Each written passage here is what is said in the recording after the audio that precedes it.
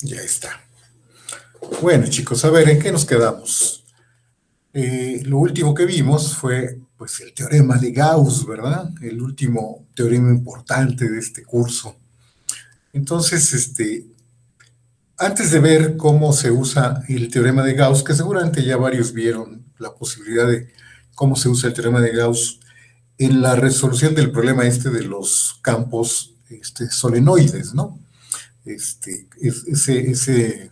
teorema de Gauss pues, nos va a dar una forma de buscar una respuesta a ese problema, pero antes de eso, pues vamos a ver un poco otras consecuencias del teorema de Gauss que son muy importantes y vamos a empezar por algo que yo sé que a ustedes les encanta y que tiene que ver más adelante con cómo se podría calcular la divergencia de un campo en otros sistemas coordenados, ¿verdad?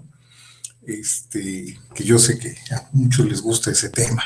Entonces, recuerden que al final vimos que la divergencia, dado un campo F, ¿no?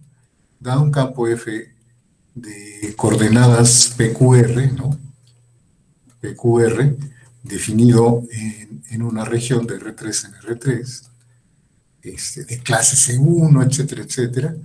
La divergencia, antes que nada, antes que una fórmula, hay que recordar siempre que la divergencia en un punto lo vimos como un límite, ¿verdad? Yo creo que eso hay que recordarlo siempre. Es un límite cuando R tiende a cero. En el caso particular, nosotros vimos que se puede hacer como el límite de la integral del campo F sobre rectángulos, ¿no? Como de radio R, ¿no? O de lado 2R, ¿sí? Dividido entre el volumen, en este caso, ¿verdad? De este rectángulo de radio R, ¿no? ¿De acuerdo? Entonces, esto no hay que olvidarlo, ¿verdad? Que probamos que eventualmente, pues cuando el campo es de clase C1, es la parcial de P con respecto de X, es decir, la fórmula clásica o la fórmula que todos sabemos, la definición de la divergencia de un campo, ¿no? Esta fórmula, y que finalmente para nosotros pues, va a ser la definición de la divergencia, ¿no? Pero no hay que olvidar que la divergencia al final del día, es un límite, ¿verdad? Es una forma de medir el flujo, ¿no? De un campo, el flujo que produce un campo en un punto, ¿no? ¿Sí? Es el límite de estas cosas. Y bueno, yo les dejé como un problema, creo que es un problema, probar que esto se vale para circunferencias de radio R, esferas, no circunferencias, sino esferas, ¿verdad? Pues estamos en R3. En lugar de tomar estos rectángulos en R3 o paralelepípedos en R3, pues podemos tomar esferas y dividir por el volumen y nos va a dar exactamente el mismo resultado, ¿verdad? Y bueno, lo que quiero mencionarles es que hay una proposición que dice que esta forma de ver a la divergencia como un límite no es exclusivo ni de rectángulos ni de esferas, ¿verdad? Se vale para regiones más generales. Y eso es lo importante, eso es muy importante porque con ese resultado se puede probar o se puede deducir cuál es una expresión de la divergencia en términos de cuando el campo está dado en otros sistemas coordenados, ¿verdad? Eso es algo que yo sé que ustedes padecen mucho con los otros sistemas coordenados, pero ese es un resultado muy importante. Cuando menos recuérdenlo, algún día que lo necesiten seguramente les va a ser útil, pero bueno, aquí está, este es el resultado que nos va a servir para probar eso. Entonces, como siempre, vamos a tomar el campo, ¿no? De coordenadas PQR, definido de R3 en R3, una región de R3 en R3, ¿sí? De clase C1, como siempre, de clase C1, en U, ¿verdad? Un punto X en U, y lo que ahora vamos a pensar es que tenemos una familia, omega epsilon, le voy a llamar, es una familia donde, bueno, epsilon es una serie de parámetros entre un número, son mayores que 0 y C, lo ponemos así, son una familia, es una familia de conjuntos, ¿sí? De conjuntos contenidos en U, ¿verdad? Contenidos en U,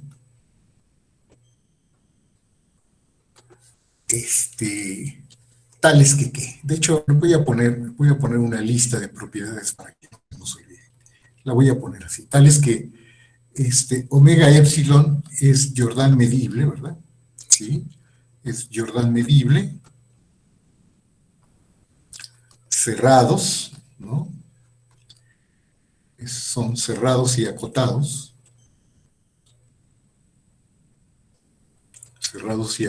son conjuntos cerrados y acotados. Es la frontera, ¿sí? La frontera o el borde, como quieran ponerlo, el borde, que en este caso sí es la frontera de estos conjuntos, ¿sí? Es una superficie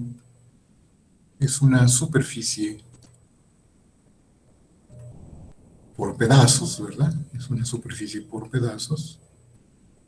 Uh-huh. ¿Qué otra condición les vamos a pedir? Que el punto X esté en el interior de cada omega epsilon, ¿verdad? Sí. Y la otra condición que hemos venido pidiendo es que el diámetro, ¿verdad?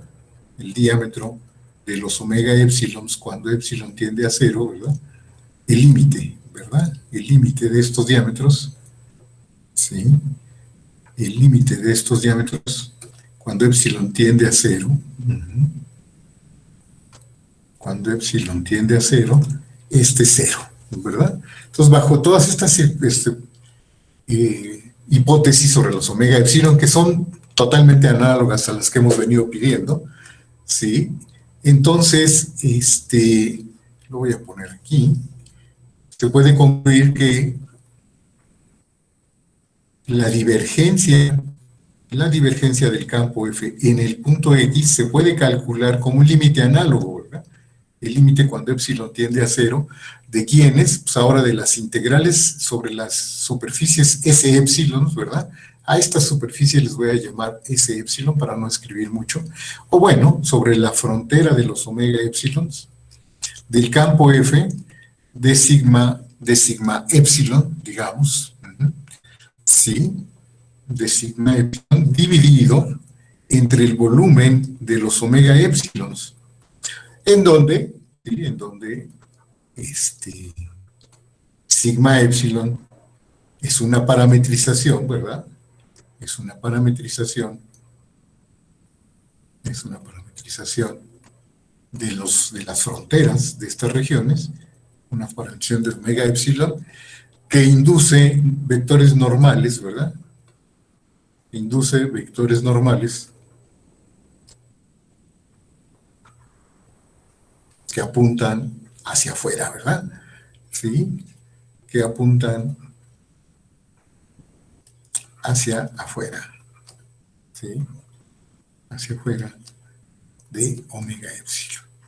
¿Estamos? Entonces, esta es otra manera. En general, o sea, ver a la divergencia como un límite no es exclusivo de rectángulos o de esferas, ¿verdad? Cualquier tipo de regiones que cumplan estas condiciones son, se puede calcular la divergencia, y esto es lo que hace posible calcular la divergencia en otros sistemas coordenados. Siempre está la posibilidad, ¿verdad?, de calcular estos números, estas derivadas parciales, encontrar P, Q y R, ¿verdad? Aunque el campo esté dado en coordenadas cilíndricas o coordenadas esféricas, a través del cambio de coordenadas encontrar quién es PQR y luego de esas funciones ver cómo se derivan con respecto de las variables esféricas o cilíndricas, pero ese es un camino mucho más largo que hacerlo directamente aquí, ¿verdad? Entonces, por eso es que este resultado es muy, muy importante. Y bueno, la prueba del resultado, pues ya con el teorema de Gauss, pues es muy fácil, ¿verdad? Ya con el teorema de Gauss, a partir del teorema de Gauss es muy fácil, porque fíjense, o sea, nomás para recordar que dice el teorema de Gauss, recuerden que pues, las integrales de f sobre el del campo f sobre la superficie o el borde de las regiones omega epsilon, ¿ya? ¿Sí? Sobre los... Uy, cada vez escribo peor.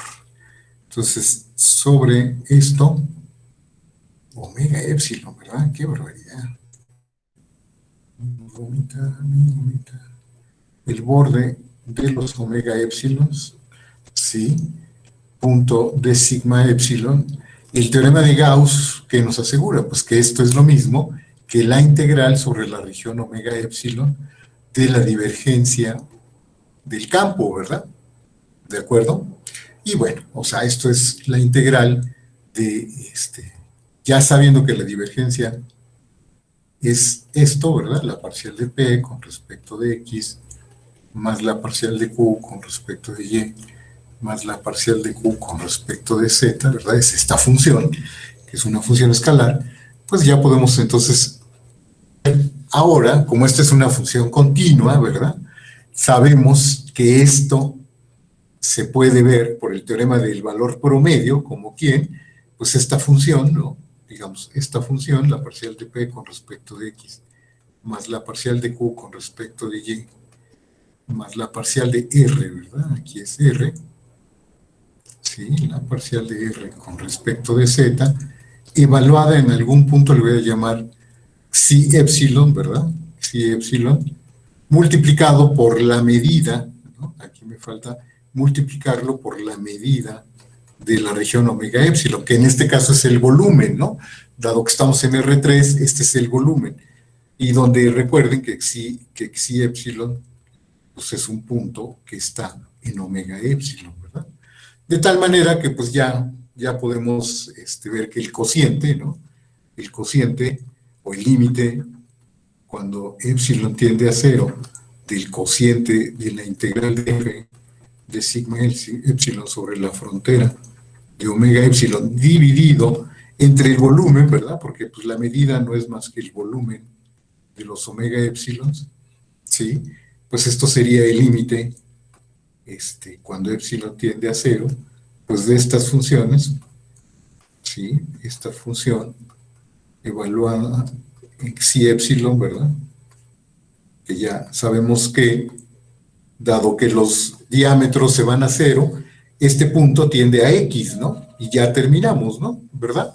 O sea, esto es ya muy sencillo, ¿no? Este es un método que ya lo hemos usado mucho, ¿verdad? Esto nos da, dado que estas funciones son continuas, porque la función era de clase C1, pues es la parcial de P con respecto de X en X más la parcial de Q con respecto de Y en X más la parcial de R con respecto de Z en X. ¿Estamos, chicos? Entonces es muy fácil y créanme que este es un resultado muy útil cuando quieren calcular la divergencia de un campo que está dado en otros sistemas coordenados. ¿De acuerdo? De hecho, pues por ejemplo, cuando quieran calcular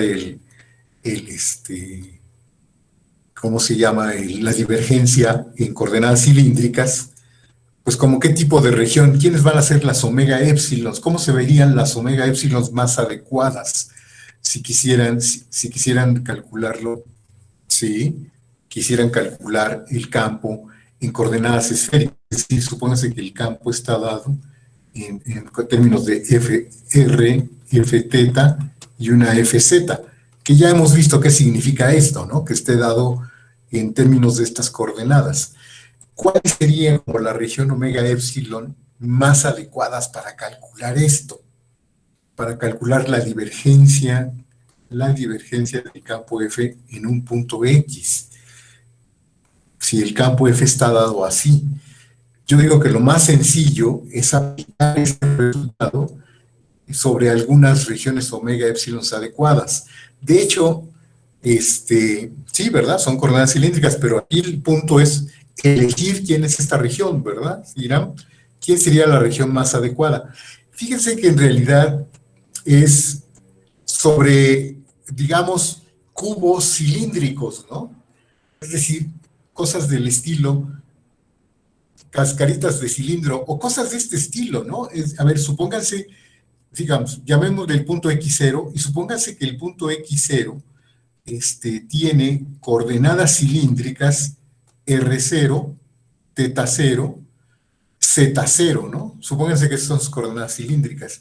Bueno, pues yo digo que algo así como tomar omega epsilon, algo así como un rectángulo cilíndrico, es decir, todos los puntos cuyas coordenadas cilíndricas estén entre R0 menos epsilon, R0 más epsilon, cruz, teta 0, ¿sí? Teta 0 menos epsilon, coma, teta 0 más epsilon, cruz, Z0 menos epsilon, Z0 más epsilon, ¿no?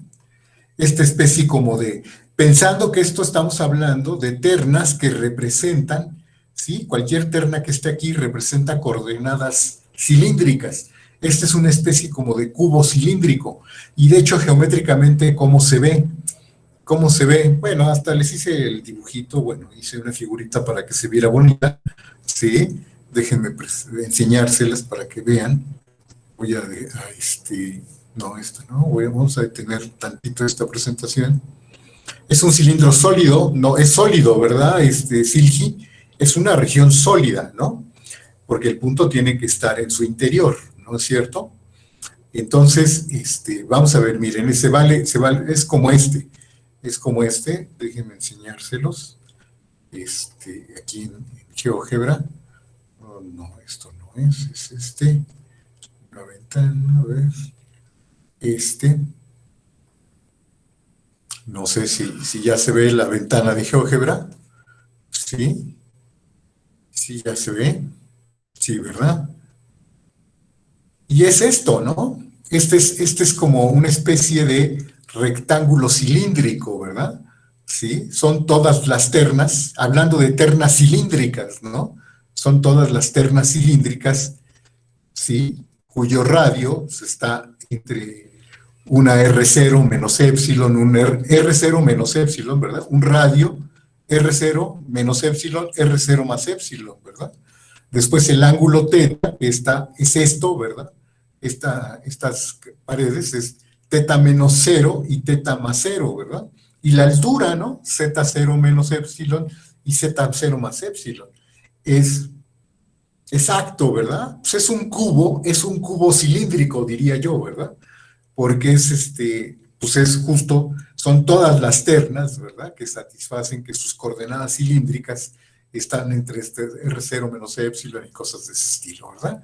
Sí está claro, chicos, sí se ve como y algo así similar pueden hacer como una especie de cubo esférico, ¿no? Sí, podrían hacer una especie de cubo esférico, que cómo se vería, bueno, pues el cubo esférico, pues bueno, cambia un poquito la figura, pero para esféricas, ya para esféricas no lo pude hacer, Silgi, ya no me dio tiempo, pero es algo parecido, ¿no? ¿Sí? La parte amarilla, estas son las caras, ¿verdad? Si se fijan, tiene 6 caras, ¿no? Esta es la cara que corresponde a R0, la parte amarilla corresponde cuando es R0 más epsilon fijo, ¿no? El radio R0 más epsilon fijo, y lo que varían son las alturas y los ángulos, ¿no? Lo que tiene fijo es R0 más epsilon, ¿no?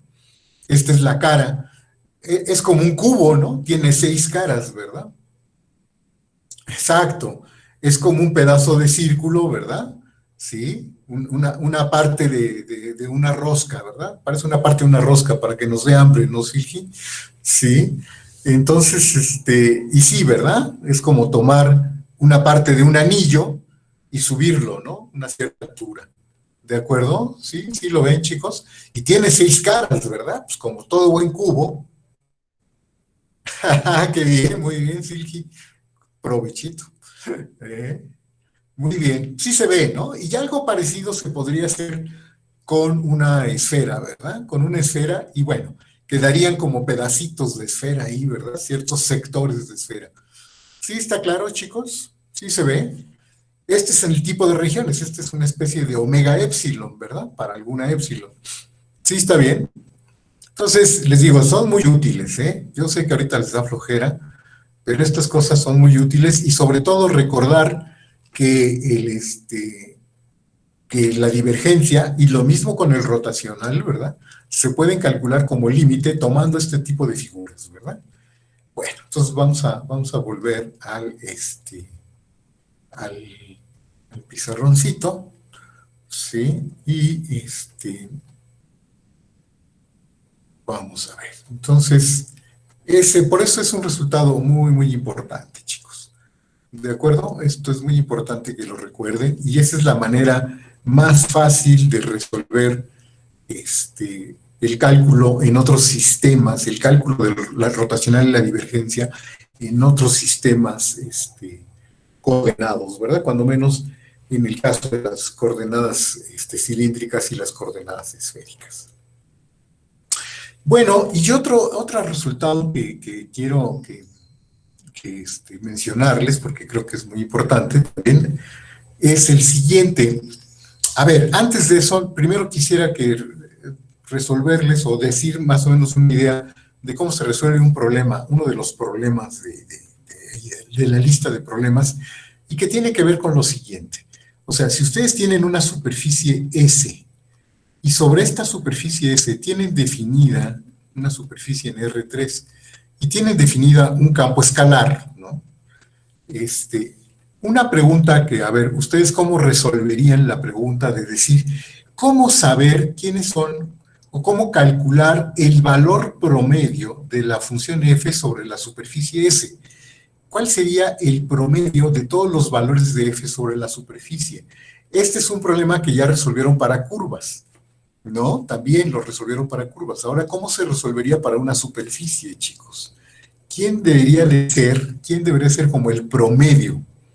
¿Sí? El promedio de los valores de f, de los valores de f sobre s. ¿Sí? ¿Cómo lo calcularían ustedes el valor promedio? Eso, ¿verdad? Sí, se ve que ustedes van a probar, y bueno, espero que deduzcan la fórmula usando más o menos el mismo método que hemos venido usando, que esto se puede calcular como 1 entre el área de S, ¿sí? Por la integral sobre la superficie S, la integral del campo F de sigma, ¿verdad? Donde sigma, recuerden, pues sigma es una parametrización simple, sin importar hacia dónde están los vectores normales, ¿verdad? Porque al final del día tomo solo la norma de los vectores normales, pero sí que sigma es una parametrización simple, ¿verdad? Es una parametrización simple de S, ¿de acuerdo? Que es lo mismo que pedíamos para calcular el área, ¿no? Por medio de una parametrización simple. Este valor van ustedes, bueno, espero que logren argumentar por qué este número multiplicado por esta integral es una forma de calcular el promedio de los valores de f sobre s. ¿De acuerdo, chicos? Sí, está bien. Que es análogo, ¿verdad? Ustedes se acordarán que para el caso de una curva, cuando no teníamos una superficie, sino teníamos una curva, la fórmula fue algo parecido, ¿no? Fue 1 entre la longitud de la curva, ¿verdad? Por la integral del campo f de gamma, ¿verdad? ¿Sí? Sobre la curva gamma, ¿no? O de gamma, una parametrización también simple, ¿verdad? De la curva. ¿De acuerdo? Es completamente análogo. ¿Está bien, chicos? ¿Sí? Entonces, bueno, ustedes se van a convencer de que esto es una manera de calcular el valor promedio. Y ahora quisiera que me dijeran ustedes lo siguiente. ¿Alguna vez ya les planteé este problema? Si ustedes tienen una esfera, ¿no? Tienen una esfera, digamos que la tienen con centro en el origen, ¿verdad? Una esfera, si quieren, unitaria, ahorita, ¿no? Si quieren una esfera unitaria. Puede ser una esfera de radio arbitrario. Y supónganse, chicos, que le van a aplicar una fuerza. En algún punto de la esfera, la van a golpear, ¿no? Con una cierta fuerza F, ¿sí? Y bueno, pues la intuición dice que si la esfera, digamos, está sujeta por su centro, ¿no? De alguna manera, por ahí por medio de un alfiler en R4, ¿verdad? La tenemos sujeta por su centro, ¿sí? Está sujeta, ¿sí? Pues esta esfera va a tender a girar, ¿no? ¿Verdad? Va a rotar, ¿sí o no? ¿De acuerdo? Si tenemos una forma de fijarla en su centro, ¿no? O digamos, en un estado de ingravidez, ¿verdad? Si le pegan una esferita, pues como que nada más para que gire, ¿verdad? La tienen ahí de alguna manera sujeta por el centro. Entonces gira. ¿Y cómo medirían ese giro ustedes, chicos? Es decir, ¿por medio de quién medirían ese giro? ¿De qué forma encontrarían una forma de medir ese giro? ¿Qué es importante en el giro de una esfera, chicos? ¿Qué es lo más importante para determinar es quién? Su eje de rotación, ¿no?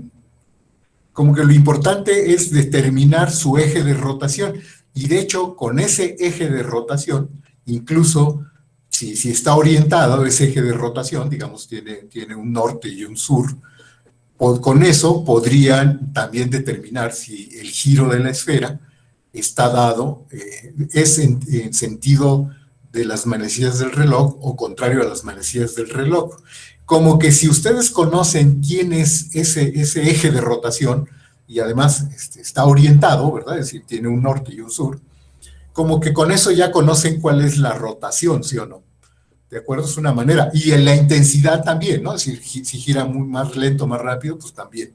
Entonces, miren, hay una forma de hacerlo. Fíjense que si ustedes toman un vector normal en este punto X, ¿no? Supónganse que en este punto X toman un vector normal unitario a la esfera, ¿no?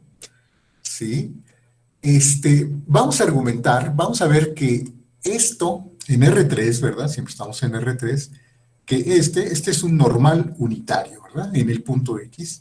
Vamos a ver que NX cruz F, ¿sí? Esto es un vector, ¿verdad? Este es un vector. Bueno, pues vamos a ver que este vector es una manera de ver cuál es la rotación, ver cuál es la rotación producida sobre la esfera. ¿Sí? Vamos a ver algunos casitos. Este vector va a ser como el eje de rotación, efectivamente, ¿verdad, Silgi? Este va a ser el eje de rotación. ¿Sí? Sí, claro, pensado en el centro, ¿verdad? Este vector pensado en el centro, ¿sí? Ese es un vector que nos va a decir quién es el eje de rotación. De hecho, fíjense, a ver, déjenme mostrarles, a ver, creo que podemos ver un casito. Déjenme, les voy a poner la figurita que viene en el libro, ¿no?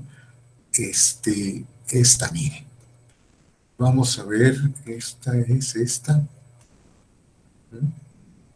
Vamos a ver esta figurita. Ya se me acható la esfera, ¿verdad? Ahí está, ¿no? Esta figurita. ¿De acuerdo? Esta figurita. Entonces, supónganse que estoy exactamente en el polo sur de la esfera, ¿no? Bueno, si solo le aplicas esa fuerza, Bruno, pues a lo mejor no, ¿no? Si le aplicas exactamente en esa dirección, ¿verdad? En la dirección de F, ¿no? Sí. Pues lo más probable es que si le aplicas esa fuerza, pues no, ¿verdad? Sí, así exactamente es en el punto y en esta fuerza. Entonces, a ver, chicos, si ustedes están parados en el polo sur y le aplican esta fuerza, digamos que está en la dirección del eje Y, ¿no? De hecho, supóngase que le aplican una fuerza que sería, aquí estoy suponiendo que la fuerza F sería algo de la forma 0,1A, que sería la intensidad, coma 0, ¿no? Que sería una fuerza en la dirección negativa, digamos, supónganse que A es menor que 0, en la fuerza, en la dirección negativa del eje Y. ¿Qué se esperaría? ¿Qué se esperaría que girara? ¿Quién sería su eje de rotación? Se esperaría que el eje de rotación fuera el eje X, ¿no es cierto? Sí, está bien. Sería el eje X, ¿verdad? ¿No?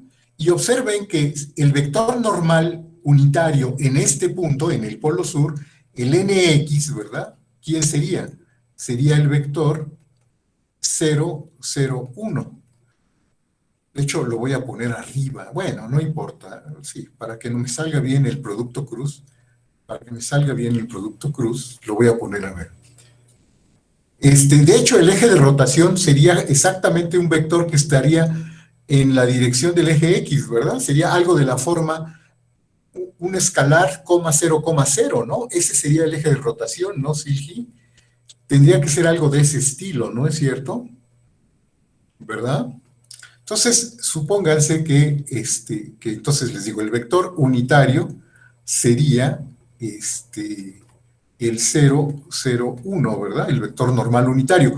Entonces, ¿quién es el vector nx cruz f?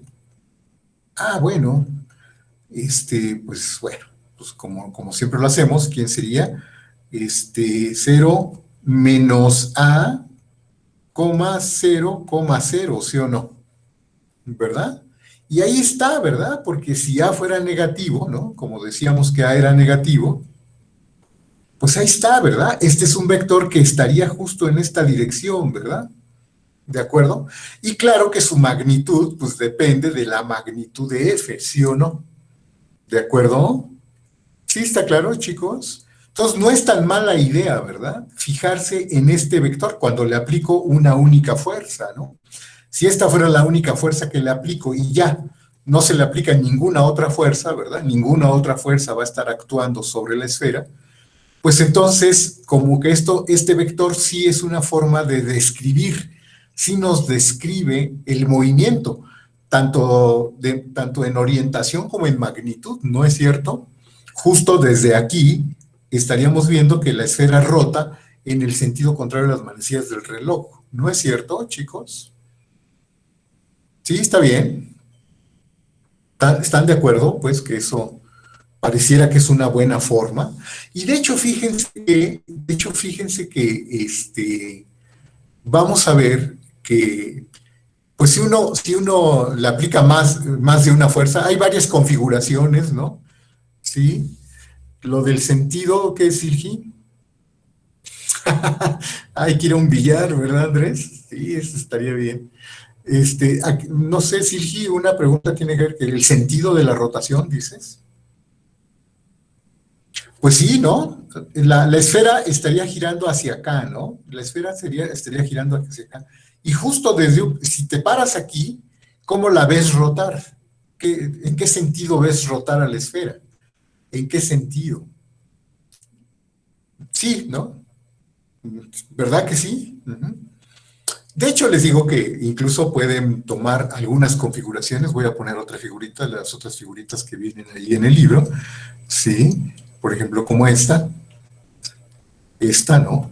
Si le aplican pues, más de una fuerza, ¿verdad? Si le aplican dos fuerzas, por ejemplo, ¿no? Si le aplican dos fuerzas al mismo tiempo, una fuerza aquí, de la misma intensidad, ¿no? Igualitas, una fuerza F1 y una fuerza F2, ¿qué esperarían que pasara si le pegan al mismo tiempo, solo con estas dos fuerzas? Que no gire, ¿verdad? Y si ustedes hacen las cuentas, ¿sí? Calculan estos vectores, ¿sí? En este ejemplo en particular, la suma de estos dos vectores, la suma de este vector más la suma de este vector, les va a dar cero. No giraría, ¿no? Joshua, no giraría, ¿no? ¿Verdad? Porque esta fuerza como que lo empujaría hacia allá, pero esta fuerza lo empuja en la dirección contraria, ¿no? No, ¿verdad? Es como cuando en el plano tenían un círculo y le aplicaban una fuerza aquí y una fuerza acá iguales, ¿no? ¿Qué pasaría? ¿Qué pasa con los productos cruz?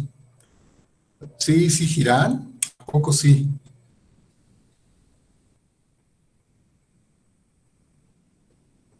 Sí, las dos fuerzas van en la misma.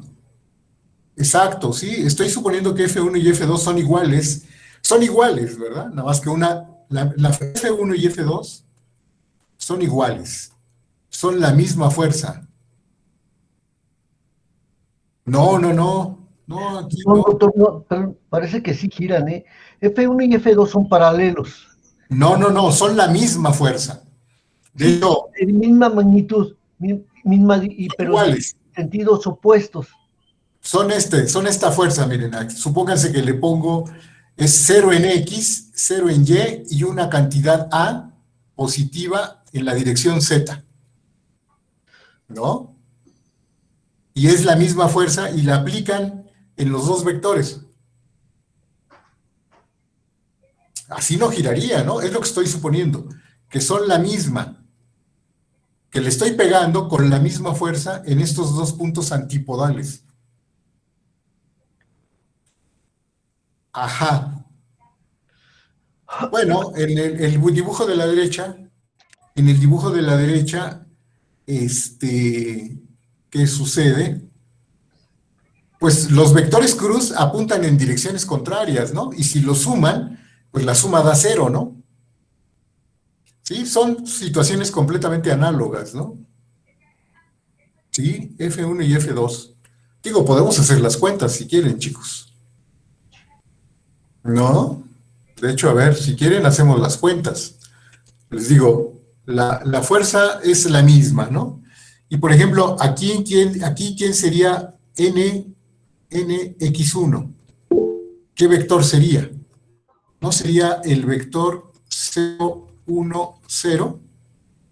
¿No? Y el vector nx2 sería el vector 0, menos 1, 0, ¿no?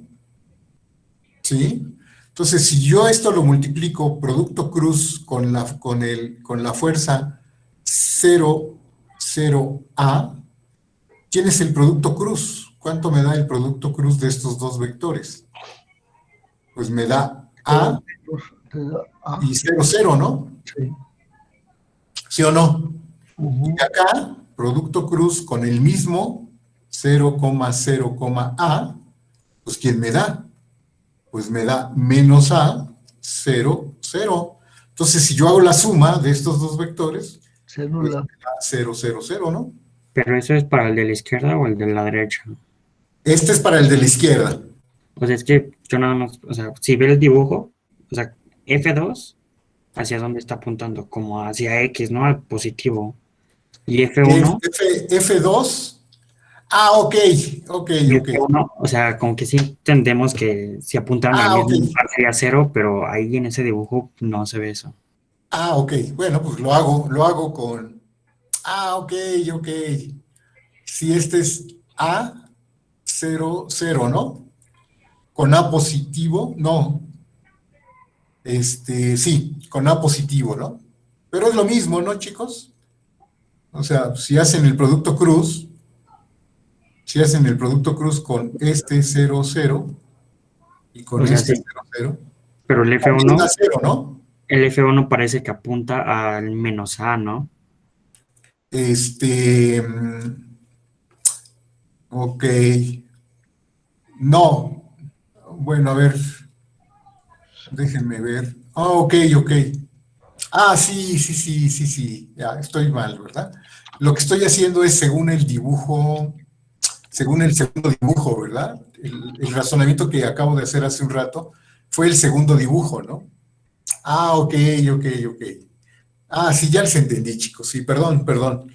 Sí, en este primer dibujo, es que me estaba confundiendo con las flechas, ¿verdad? Sí. Sí, perdón, perdón, chicos. En el primer dibujo sí gira y en el segundo no, ¿verdad? Ujú. Sí, ya, ahora sí ya estamos de acuerdo todos. Perfecto, perfecto. De acuerdo, sí. En el primero sí gira, ¿verdad? En el primero sí gira. Y de hecho como que gira el doble, ¿no? ¿Verdad? Como que gira el doble, ¿verdad? ¿De acuerdo? Sí, perdón. Estaba yo aquí malinterpretando las flechitas, ¿verdad? Aquí sí, ¿verdad? En el segundo dibujo es cuando no gira, ¿verdad? Sí, está bien, que fue el caso que calculé, ¿verdad? Perdón, perdón, chicos. No estaba viendo bien el dibujo. Bueno, ahora, pues esto es con cualquier cantidad finita si yo hago cualquier cantidad finita, si pongo cualquier cantidad finita, se ve que la suma funciona, ¿no? Se ve que para cualquier cantidad finita que le aplique, pues como que la suma funciona, ¿no? ¿Verdad? Como que se porta bien, ¿no? Para una cantidad finita de fuerzas que se le aplicaran al mismo instante, ¿no? Como que la suma de todos estos vectores, es decir, si le aplico K fuerzas, ¿no? K fuerzas diferentes incluso, ¿no? Pues como que nx1, ¿sí? Cruz F1, etcétera, ¿no? Así más la suma de nxk cruz fk, como que este vector me daría el eje de rotación y su magnitud me daría la magnitud de la rotación, ¿no es cierto? Podemos confiar en eso. El problema se nos complica un poco cuando tenemos todo un campo de fuerzas actuando sobre la esfera, ¿verdad? En cada punto X tengo una fuerza F de X, ¿no? ¿Sí? Entonces, ¿cómo le haríamos para calcular, o cuando menos darle una aproximación, ¿verdad? A sacar un promedio de todas las fuerzas, porque estas ya son demasiadas fuerzas, ya no podemos hablar de una suma, ¿verdad? Son demasiadas fuerzas. Entonces, ¿cómo resolveríamos este problema? Entonces, miren, vamos a ver ustedes qué les parece la solución de cuál sería como buscar la rotación, cuando menos la rotación promedio producida por el campo F sobre toda la esfera, ¿no? Entonces, miren, vamos a hacer lo siguiente. Sin duda, pues hay que, en cada punto X, pues hay que seguir pensando en el producto así, ¿verdad? N de X cruz F de X. Si el campo F tiene coordenadas PQR, ahorita me voy a olvidar del X, ¿no? Me voy a olvidar del X. Y bueno, supónganse que en cada punto X le llamamos NX1, nx2, las coordenadas del vector normal, nx3, ¿no? nx3, cruz, lo voy a poner aquí abajo, ¿no? Cruz F, P, Q, R, ¿sí? Vamos a hacer, ¿quién es este producto cruz?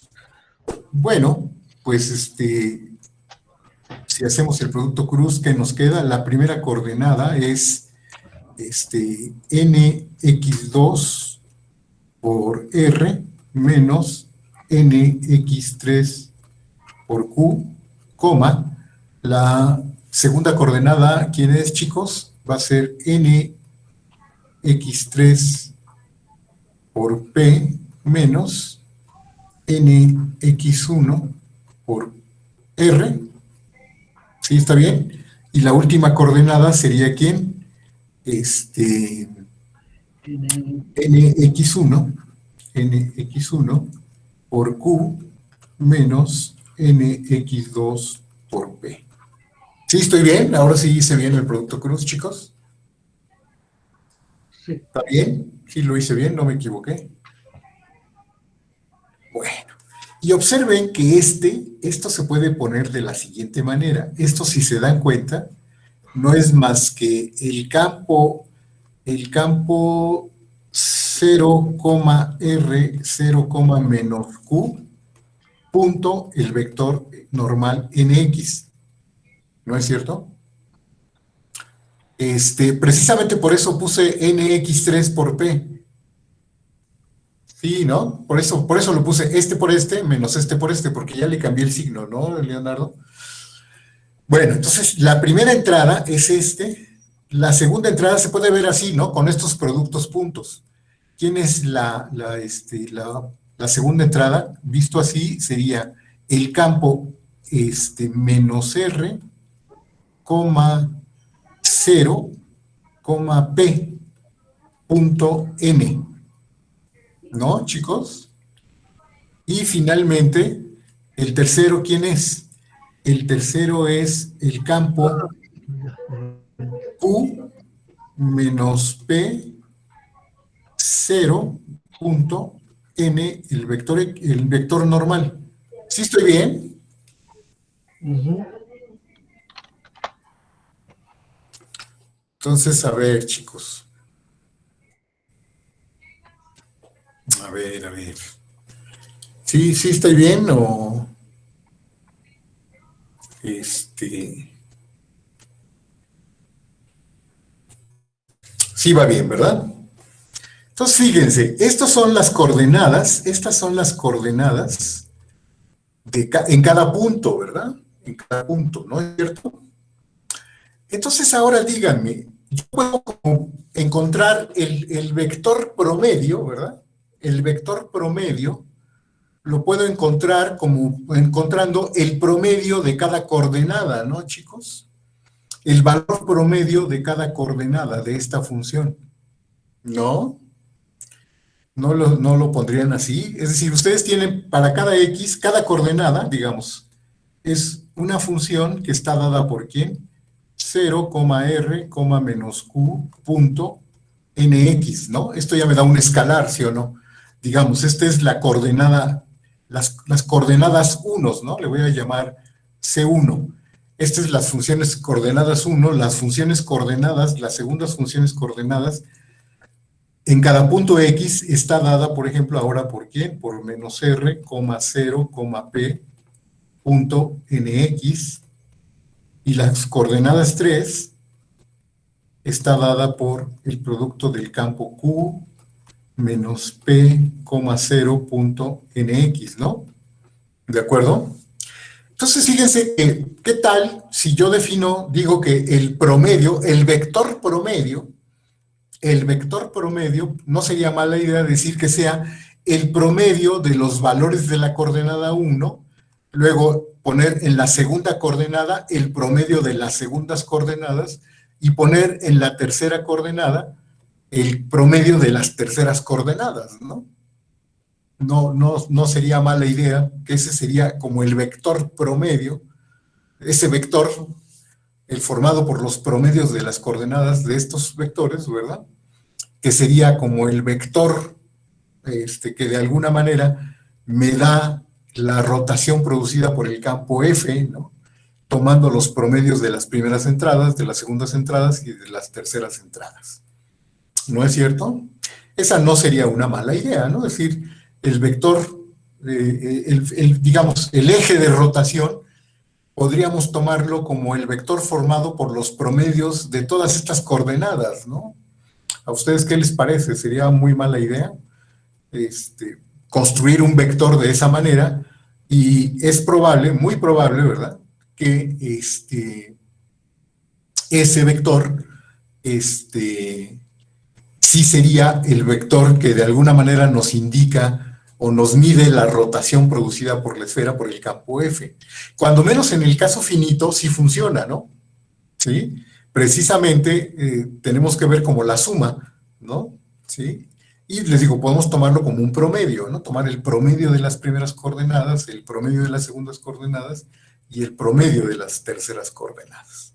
Si toman eso, ¿qué les da? A ver, ¿quién sería el promedio, el valor promedio de las primeras coordenadas? Sobre todo en los puntos de la esfera. ¿Quién sería ese valor promedio, chicos? ¿Cómo estaría dado ese valor promedio de todas las primeras coordenadas? Bueno, pues según veíamos, el valor promedio de una función, decíamos que era ¿quién? Era 1 entre el área, o no, el volumen, ¿verdad? El volumen, el área, perdón, el área de la superficie, que en este caso sería el área de la esfera de radio R, lo voy a tomar para una esfera de radio R, multiplicado por ¿quién? Por los valores de esta función escalar, ¿sí? La función C1, de sigma, ¿sí? Sobre pues, la esfera ER, ¿no? Esa sería como una forma de tomar el promedio de todas las primeras coordenadas. ¿Sí estaría bien, chicos? ¿Y quién sería esto? A ver. Esto, si se dan cuenta, bueno, por lo que estamos aquí, esto es 1 entre el área del ER, y este campo en realidad es la integral sobre ER de ¿quién? De El C1, pues recuerden que es esto, ¿no? Es esta función. El C1 es el 0, R, menos Q punto NX, ¿verdad? ¿De acuerdo? Entonces, R es la esfera, ¿no? Le puse E porque es la esfera, más que la bola, ¿no, Bruno? ¿Sí? Entonces, si se dan cuenta, lo que me quedó, cuando yo hago el producto punto, ¿sí? Cuando yo hago el producto punto con el vector unitario NX, eso a lo que me lleva simplemente es a la integral sobre la esfera ER del campo 0, R, menos Q, ¿no? Esta esfera, este punto de sigma, ¿no? ¿Sí? Esto precisamente me lleva a integrar esto, ¿verdad? Como estoy tomando vectores unitarios tan normales, pues tomar todo esto, ya por ahí hay un problema donde ustedes hicieron esto, ¿verdad? ¿Sí? Cambiar este campo escalar por este campo, esta integral de un campo escalar por esta integral de este campo vectorial, ¿verdad? Porque este campo escalar está dado de esta forma. Eso es algo que ya habían hecho por ahí, ¿no? ¿De acuerdo? Sí, un problemita por ahí de integral de superficie. ¿Estamos? Es el problema 15, ¿no? Entonces, ¿y esto quién es, chicos? ¿Esto quién es? Ah, aquí podemos aplicar el teorema de Gauss, ¿no? O sea, me daría 1 entre el área del ER multiplicado por ¿quién? Esta integral de superficie, ¿por quién la podemos cambiar? Según el teorema de Gauss. Les digo, este es el problema 15, ¿eh? Lo van a ver, ustedes lo van a probar en el problema 15, cómo esta integral de línea, esta integral de superficie de este campo escalar coincide con ser la integral de superficie de este campo vectorial, ¿verdad? ¿Sí?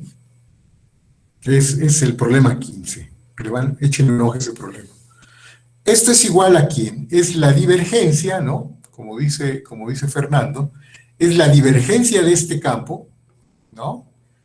O sea, esta es la integral, ¿sobre quién? Ahora sí, sobre la bola de radio R, ¿no? De la divergencia de este campo. ¿Y quién es la divergencia de este campo? Ah, pues la divergencia de ese campo es la parcial de R con respecto de Y menos la parcial de Q con respecto de Z, ¿no? ¿Verdad? ¿Sí está bien, chicos? ¿Estamos hasta ahí? ¿Y esto multiplicado por quién?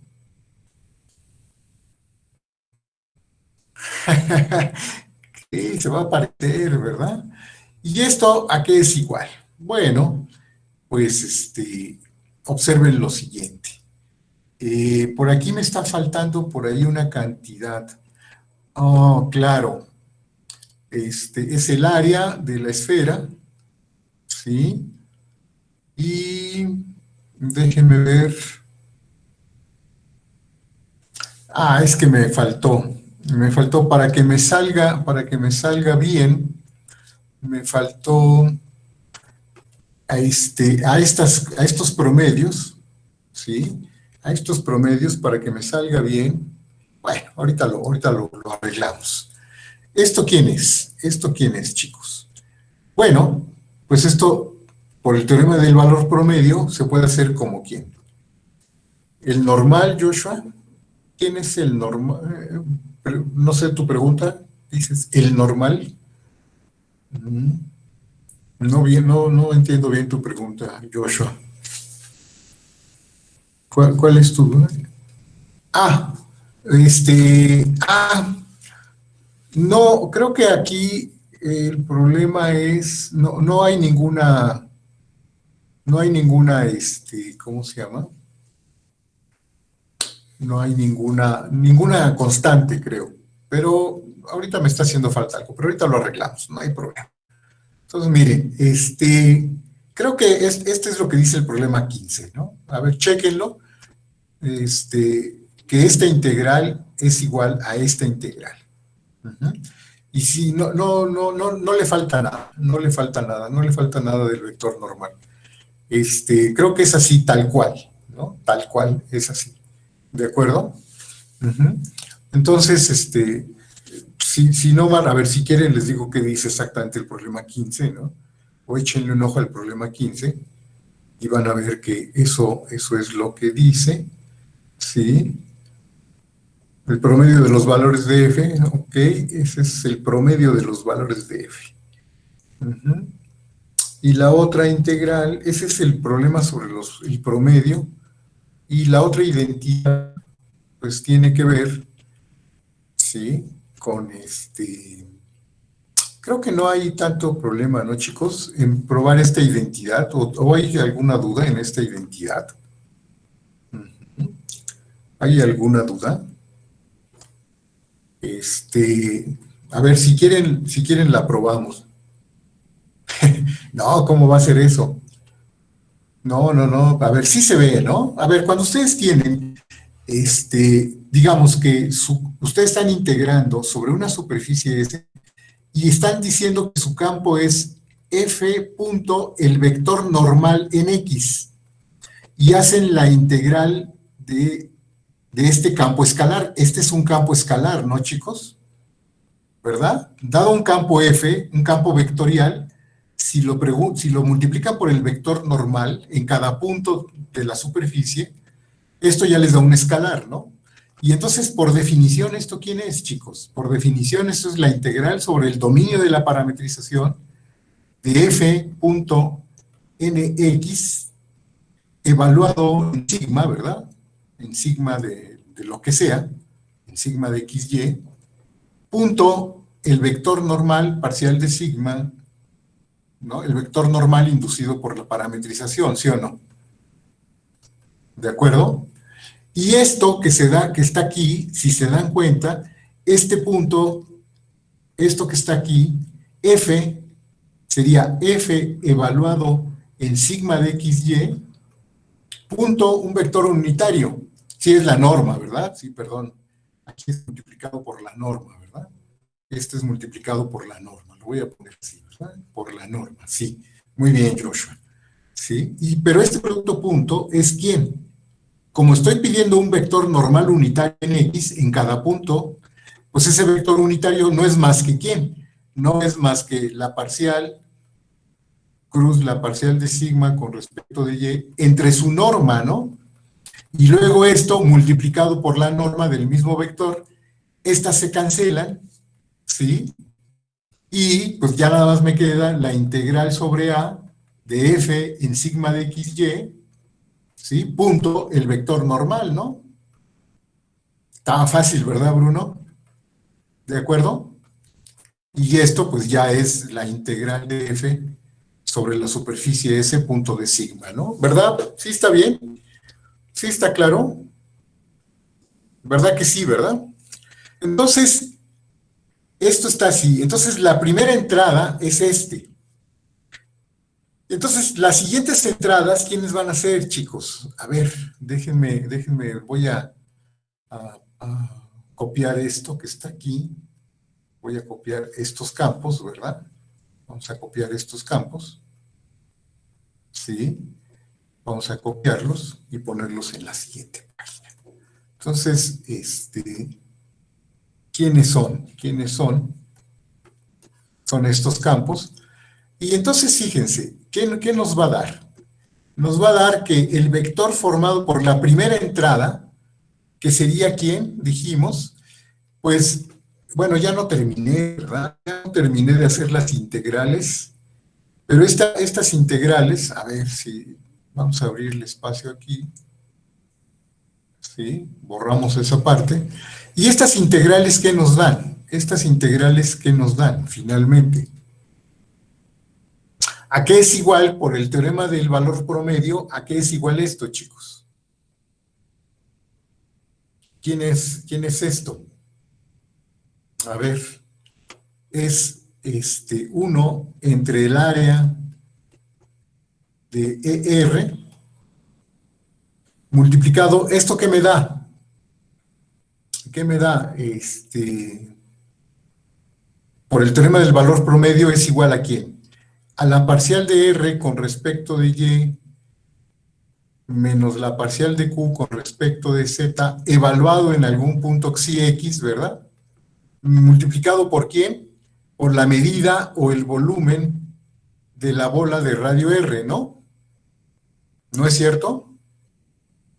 Entonces, el valor límite, ¿no? Si yo hago tender la R a cero, si yo tomo el límite de las primeras coordenadas, de las coordenadas 1, ¿sí? Cuando R tiende a cero, ese valor límite de las primeras coordenadas, ¿quién me da?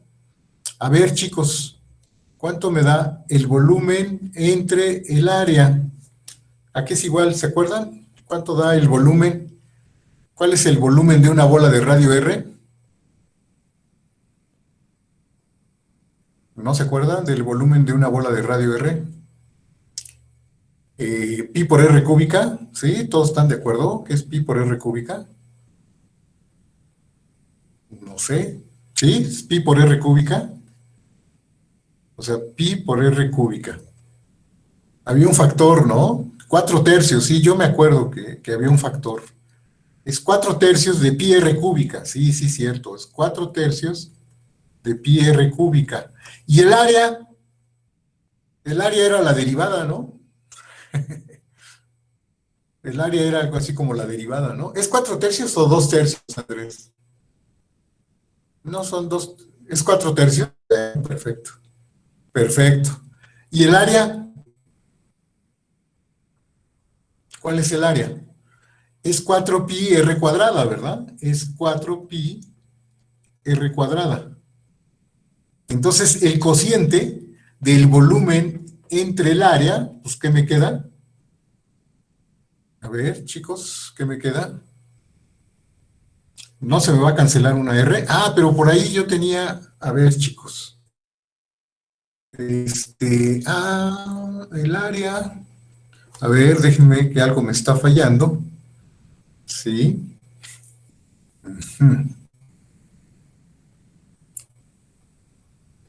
A ver, chicos. ¿Quién es el promedio? ¿Quién? Ok. Por ahí me está faltando una R, chicos. ¿Cuál es la R que me está faltando? ¿Cuál es la R que me está faltando?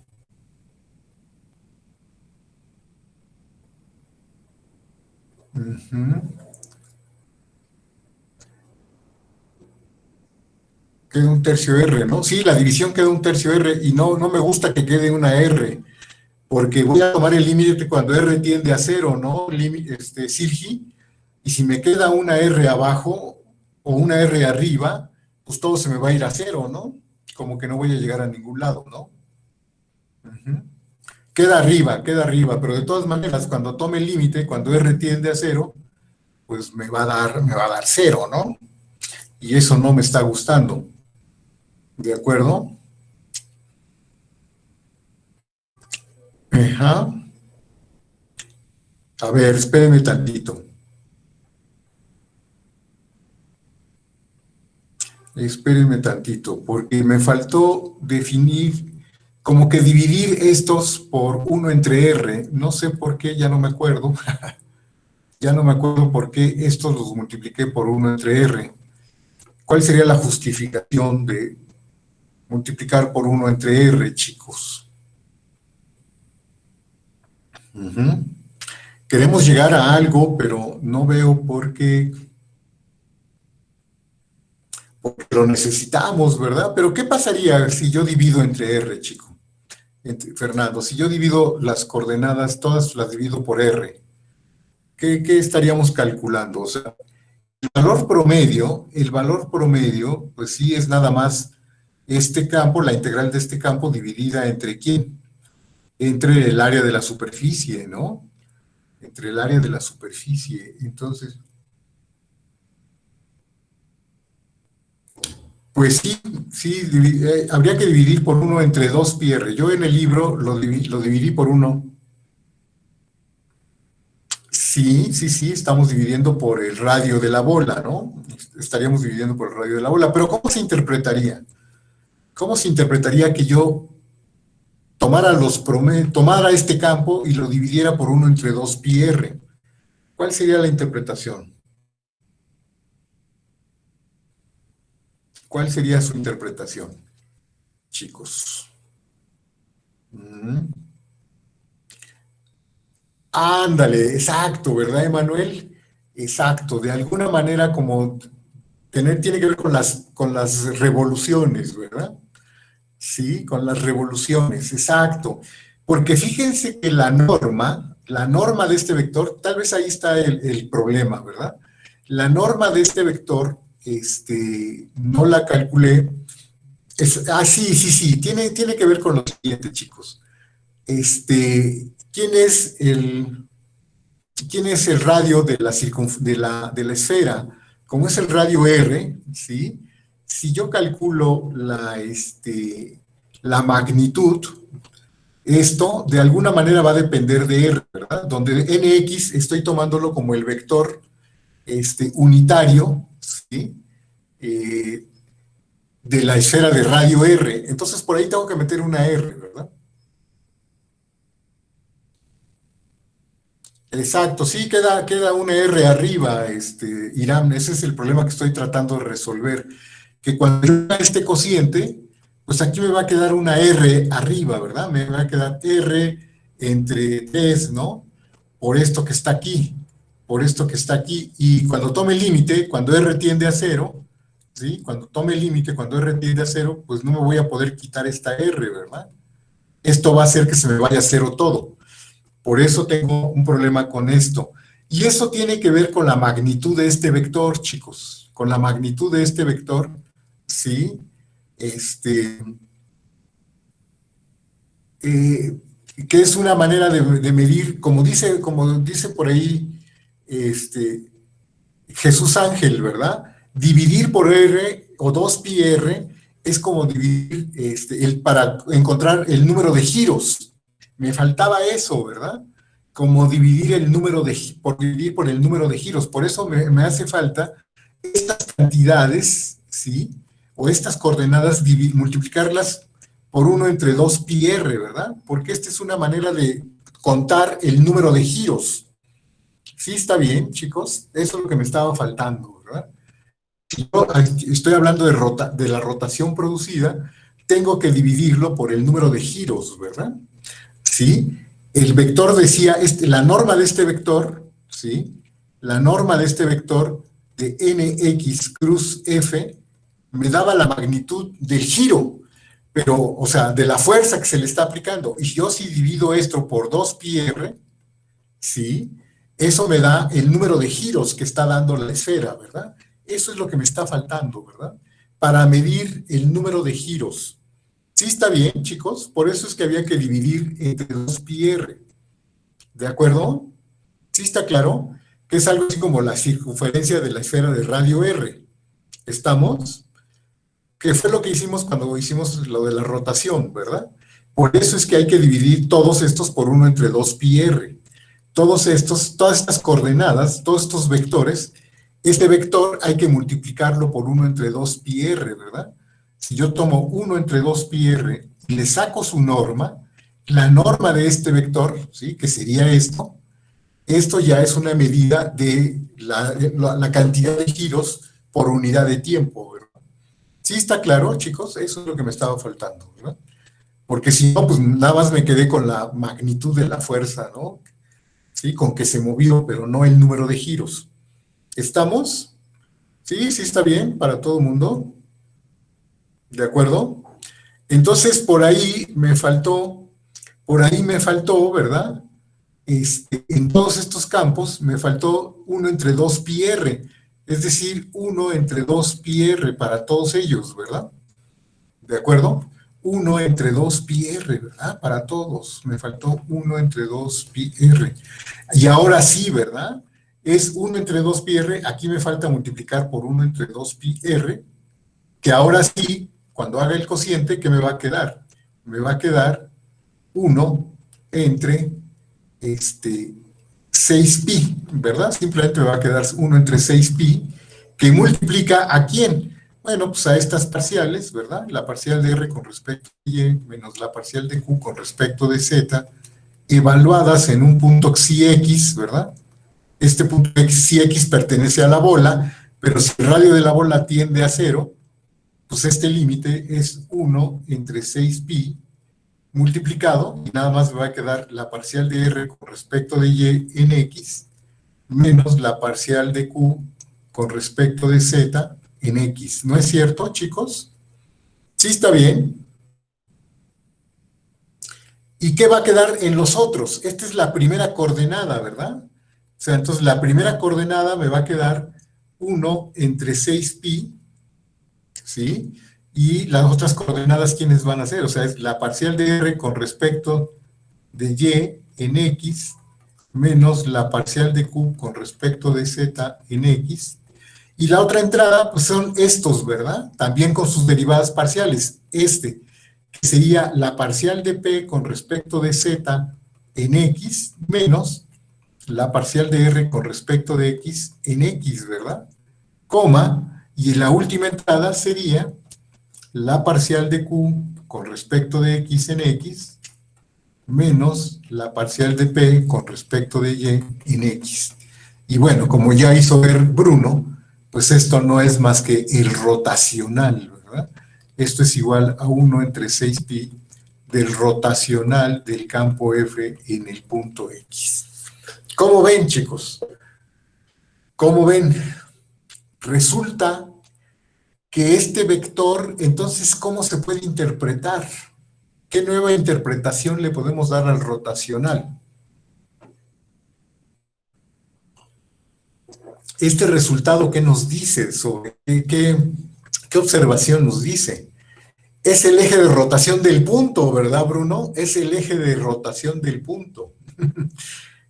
El punto está rotando, ¿no? En la dirección de este vector, ¿verdad? Y en el sentido antihorario, cuando lo vemos desde la punta de este vector, ¿verdad? Es el eje de rotación del punto, en efecto, ¿verdad? Porque es el límite cuando tomamos R cuando tiende a 0, ¿verdad? Entonces se puede ver como la rotación, el eje de rotación del punto, ¿no? Que esa es otra observación que habíamos hecho, diferente a la que habíamos hecho en el otro caso, ¿verdad? Cuando dimos la definición original del rotacional como el límite, ¿no? No sé si se dan cuenta que todo empieza a tomar sentido, ¿no? Empieza a tomar sentido cuando uno le dice, y si yo tomo entonces un punto X y me tomo un plano P que tiene vector normal N, ¿sí? Y yo solo busco la rotación producida sobre este plano, ¿sí? ¿Se acuerdan que decía que básicamente era una constante? ¿Sí? Era una constante que no me acuerdo, creo que era 1 entre 4pi, por el rotacional de F en X, punto N. ¿Se acuerdan? Esa es como la rotación en el plano, ¿verdad? Sí, está bien. Entonces, no sé si se dan cuenta que tiene mucho sentido lo que estamos diciendo ahora, ¿no? ¿De acuerdo? Por eso decíamos que la máxima rotación se produce justo en el plano cuyo normal tiene como vector normal la rotación de n, ¿verdad? Es como si ustedes estuvieran diciendo, a ver, tomen una esfera, ¿sí? Y yo sé que la máxima rotación la está produciendo en este eje, ¿no? En este eje inclinado. Pero si yo tomo un plano aquí, ¿qué rotación produce sobre las circunferencias? Bueno, pues estas, ¿no? La rotación punto n, ¿no? ¿De acuerdo? Punto el vector normal, ¿verdad? Como que qué tanta componente tiene el vector rotacional en la dirección del vector normal, ¿verdad? Y esa es la rotación que produce en el plano P, ¿verdad? Que tiene como vector normal N. No suena tan locochón, ¿verdad? Bruno, pues eso es tanto como decir que un objeto se mueve, en un instante se mueve a no sé qué velocidad, ¿no? ¿A poco no es igual de locochón? ¿No? Decir que un objeto se va moviendo a 10 kilómetros por hora en un instante. Más bien es el límite, ¿verdad? Es el límite de velocidades promedio, ¿no? ¿De acuerdo? Sí está bien, chicos. Y eso nos da, les digo, una oportunidad de tener una nueva interpretación del vector rotacional. Claro que sí, ¿verdad? ¿No, Silgi? Bueno, pues es que la idea de rotación como que pues, nos parece muy bien hablando de esferas, ¿verdad? Pero bueno, si nos acostumbramos a hablar de la rotación producida en un cubo, que a lo mejor es menos intuitiva, ¿no, Emanuel? Lo de hablar de la rotación producida por una fuerza que actúa o que le pega a un cubo, ¿no? Que igual y pues a lo mejor es parecido, ¿no?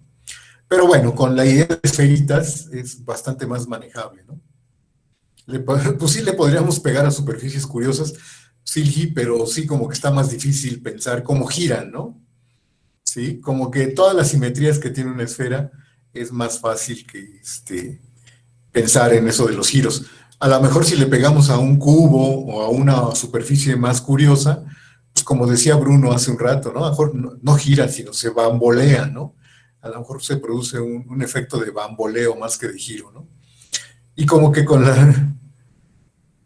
pues todas, ¿verdad? La esfera es totalmente simétrica, ¿no? Es simétrica con respecto a cualquier plano que pase por el origen, ¿verdad, Bruno? Tantas como reales, efectivamente. ¿De acuerdo? Es totalmente simétrica, ¿verdad? Uh-huh. Entonces, bueno, pues esto se los quería mencionar porque pues da una nueva interpretación del rotacional de un campo, ¿verdad? Pues, da una nueva interpretación del rotacional de un campo.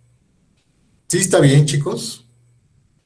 Y bueno, pues estos, si se dan cuenta, aquí lo importante fue el teorema de Gauss, ¿verdad? Cambiar esta integral sobre la bola pues, por la integral de la divergencia de los campos, ¿verdad? Y justo la divergencia de cada campo pues, nos dio el rotacional, ¿verdad? En cada coordenada, pues ya, con eso obtenemos el rotacional. ¿Qué les parece? Está interesante, ¿no? Es interesante. Y bueno, chicos, ya ahora lo que nos falta es regresar al problema de los campos solenoides. Es decir, una vez que ya tenemos el teorema de Gauss, tal vez podemos volver a plantearnos el problema de los campos solenoides. Sí se acuerdan cuál era el problema de los campos solenoides, ¿no? Ya habíamos visto, bueno, recuerden que un campo es solenoide, F es solenoide en una región U, ¿verdad? Siempre es importante decir en dónde. Si existe otro campo G, ¿verdad? También definido en U, ¿no? También definido en U, tal que F coincide con ser el rotacional del campo G en cada punto de U, ¿no? Recuerden que esa es la definición de campo solenoide. Ya habíamos dado un avance. Un avance es que si F es solenoide, ¿sí? Si F es solenoide en U, entonces, ¿verdad? Esto implica que la divergencia es la divergencia del campo F, ¿verdad? Es la divergencia del campo F en cualquier punto es cero, ¿verdad? Que esto vale para todo punto en el dominio. Y bueno, también ya habíamos visto que el regreso es falso, ¿no? El regreso es falso, es decir, hay campos cuya divergencia es cero en una región U y la región, y el campo no es un solenoide. Y el contraejemplo, pues, era el campo que hemos venido usando, ¿verdad? Que además es un campo muy familiar porque se parece mucho al campo eléctrico, ¿verdad? Es ¿no? El de X entre X cuadrada más Y cuadrada más Z cuadrada a la 3 medios, Y entre lo mismo y Z entre lo mismo, ¿verdad? El campo eléctrico o el campo gravitacional, ¿verdad? Tiene divergencia cero, ¿verdad? Tiene divergencia cero. Bueno, para toda X, Y, Z, ¿verdad? Para toda X, Y, Z en R3 menos el origen, ¿no? Que es el dominio de este campo. pero no es solenoide, ¿verdad? ¿Y por qué concluimos que no era un solenoide? ¿Cuál fue el criterio para concluir que este campo no era un solenoide, chicos? ¿Por qué estamos seguros de que este campo no puede ser un solenoide, un campo solenoide? Pues por aquello de la integral sobre las esferas con centro en el origen, ¿verdad? Resulta que la integral de este campo sobre las esferas con centro en el origen no integra a cero, ¿verdad? Y si fuera un solenoide, tendría que integrar a cero, ¿se acuerdan? Sí, está bien. Entonces ya habíamos avanzado hasta ese punto, ¿no? Pero pues ahora la pregunta es, entonces, ¿qué le falta? ¿Qué es lo que hace falta? ¿Cuál es el problema? Si la divergencia ya fue cero, ¿cuál es el problema para que el campo no sea solenoide? ¿Qué problema tiene este campo? Bueno, pues parece ser que su problema es su dominio, ¿verdad? Su dominio es todo R3 salvo el origen, ¿verdad? Tiene un hoyito en el origen, ¿no? Tiene un agujero en el origen. Aunque es un agujero, ¿como de qué dimensión? Se podría decir que tiene un agujero de alguna cierta dimensión. ¿Cuál es el problema? No, ¿verdad? Al contrario, no lo tiene de dimensión 0, lo tiene de dimensión 2, ¿verdad? Este hoyo solo es detectable con objetos de dimensión 2, con superficies como las esferas, ¿verdad? Exacto, ¿verdad? Es como de dimensión 2, ¿verdad, Andrés? Porque justo si yo tomo una esfera con centro en el origen, entonces esta esfera no la puedo retraer a un punto sin pasar por el origen, ¿verdad? No la puedo contraer, o sea, reducirla a un punto, no la puedo ir haciendo chiquita, ¿verdad? Sin pasar por el origen. A diferencia de, por ejemplo, con curvas, sí las puedo evitar, ¿verdad? Las curvas, no importa, aunque rodeen al eje Z, no importa, las curvas que son objeto de dimensión 1, ¿verdad? Las curvas sí se pueden contraer en este conjunto, sí se pueden contraer en un punto, aunque fuera una curva en el plano XY, ¿verdad? Entonces, este es un hoyo que no se puede detectar con objetos de dimensión 1, como lo son las curvas. Solo es detectable con objetos como de dimensión 2, que son las superficies, ¿verdad?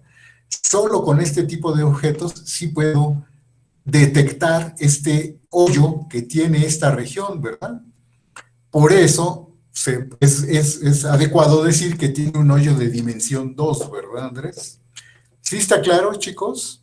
Por eso es que es de dimensión 2. Entonces, pues ¿cuándo dirían que un conjunto es dosdimensionalmente conexo? Podemos introducir este concepto, ¿no? Decir, U es dosdimensionalmente conexo.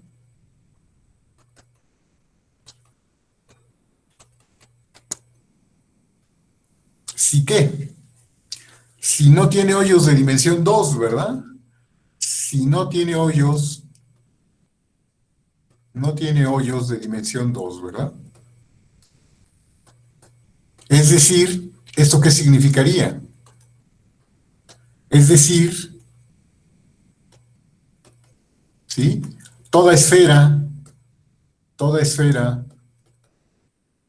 de radio suficientemente pequeño, ¿verdad? Suficientemente pequeño, no necesitamos todas las esferas, suficientemente pequeño, con centro en un punto X, ¿sí? Con centro en cualquier X de U, se puede contraer, ¿verdad? Se puede contraer, no voy a decir qué significa esto, ¿verdad? Pero intuitivamente sí se entiende, se puede contraer a un punto, ¿no? ¿De acuerdo? Se puede contraer a un punto. ¿Estamos, chicos? No, ¿verdad? Porque ni siquiera caben las esferas, ¿verdad? Bruno, en R2 ni siquiera caben las esferas, ¿no? Entonces, este concepto tiene sentido solo de R3 en adelante, ¿verdad? ¿De acuerdo? ¿sí? Es como si en R tampoco tiene mucho sentido hablar de hoyos de dimensión 1, ¿verdad? Sí, no caben las curvas, digamos, ¿no? Las curvas cerradas simples no caben en R, ¿no? Bueno, pues en R3 no caben esferas, ¿verdad? ¿De acuerdo? O superficies parecidas a las esferas que fueran simples, ¿sí? Entonces, pues porque te puedes ir un poco hacia arriba, ¿no, Fernando? Es decir, si tú tienes una curva en el plano XY y te falta el origen, pues como que tienes justo una dimensión para irte hacia arriba, ¿no? La vas moviendo hacia arriba y ya la contraes a un punto, ¿no, Fernando? Sin salirte de la región, ¿a poco no? Es decir, si tú tomas U como tu región U es todo R3 menos el origen, pues sí puedes aventar un poco tu curva hacia arriba y luego llevarla a un punto, ¿no, Fernando? Sí, sí está bien, sin ningún problema, ¿verdad? Bueno, sí te sales del plano XY, pero no te sales de U. Eso es lo importante, ¿verdad? Que no te salgas de la región U. ¿No es cierto? Esa es la condición, ¿verdad? Sí, la condición es que no te salgas de U, ¿verdad? Cuando decimos que se puede contraer en U, de hecho aquí vamos a enfatizar que se puede contraer en U, ¿verdad? A un punto, ¿sí? Es cuando decimos que es dos dimensionalmente. No, no, no, ¿verdad? No, la idea es que no se pueda salir. Este U, por ejemplo, si es simplemente conexo, ¿verdad? O uno dimensionalmente conexo, ¿no? Que le llamábamos simplemente conexo, ¿de acuerdo? De hecho, ¿quiénes son los cero conexos, chicos? A qué le llamarían los cero conexos? Por cierto, ¿quiénes serían los cero conexos? O cero dimensionalmente conexos. Los conexos, ¿verdad? Efectivamente, ¿verdad, Bruno? Sí, como los reales, ¿no? Los reales, si le quitan un punto a los reales, pues ya lo dejaron de hacer cero dimensionalmente conexo, ¿verdad? Ya no es conexo, ¿no? ¿Verdad? Por ejemplo, los reales menos el origen, ¿sí? Pues ya no es conexo, ya no es cero dimensionalmente conexo. R2 menos el origen, ya no es uno dimensionalmente conexo, ¿verdad? ¿Sí? Las curvas no se pueden contraer, ¿verdad? Las que rodean al origen. Y R3 menos el origen, ya no es dos dimensionalmente conexo. Sí es las otras dos, ¿verdad? Es conexo, es uno conexo, pero ya no es dos conexo, ¿verdad? ¿Sí está bien? ¿Sí ven más o menos las analogías? ¿Sí está claro, chicos? Bueno, entonces se ve que se podría formular un teorema para los campos solenoides. ¿Qué teorema se podría formular, chicos? ¿Qué teorema se podría formular para los campos solenoides en términos de este concepto de dos dimensionalmente conexo? Se podría formular un teorema, ¿no? Sí, se podría formular un teorema. ¿Qué diría ese teorema? Eso, ¿verdad? O sea, el teorema diría que si F es de clase C1, ¿no? De clase C1, de R3 en R3, de clase C1 en U, tal que, o sea, de hecho lo voy a formular así, sea F de clase C1 en U, tal que la divergencia del campo F sea cero para todo X en U, para todo X en U, ¿no? Entonces, lo que diría el teorema es que si U es dos dimensionalmente conexo, dos dimensional, híjole, déjenme nomás ponerlo ahorita en dos conexo, ¿no? Sí, que eso significa, ¿no? Creo que lo de dimensionalmente dos conexo lo voy a quitar, ¿verdad? Porque es muy largo. Si U es dos conexo, entonces F es un solenoide, ¿verdad? En U. ¿verdad? Como que ese es el teorema más general que intuimos que es cierto, ¿verdad? Aunque bueno, pues no hemos dicho muchas cosas, ¿verdad? No hemos formulado este concepto en particular, pues no lo hemos formulado bien, pues así que pues está un poco complicado probarlo, ¿no? Pero sí podemos cambiarle esta hipótesis por un tipo de regiones que sí son mucho más familiares y más manejables. En lugar de poner esta, ¿qué creen que qué hipótesis le vamos a poner?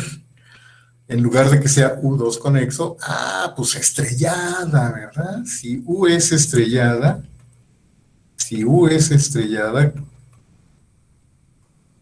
sí, entonces sí, ¿verdad? Si U es estrellada, entonces sí vamos a poder dar una prueba, vamos a probar que este teorema es cierto. Cambiando esta hipótesis de ser U2 conexo por ser estrellada. Ese es el teorema que vamos a probar, pero se me hace que lo vamos a probar para la siguiente, ¿no? Porque ahorita ya me imagino que deben de estar un poco borrosos. ¿Verdad que sí, Julia? Entonces vamos parando la grabación.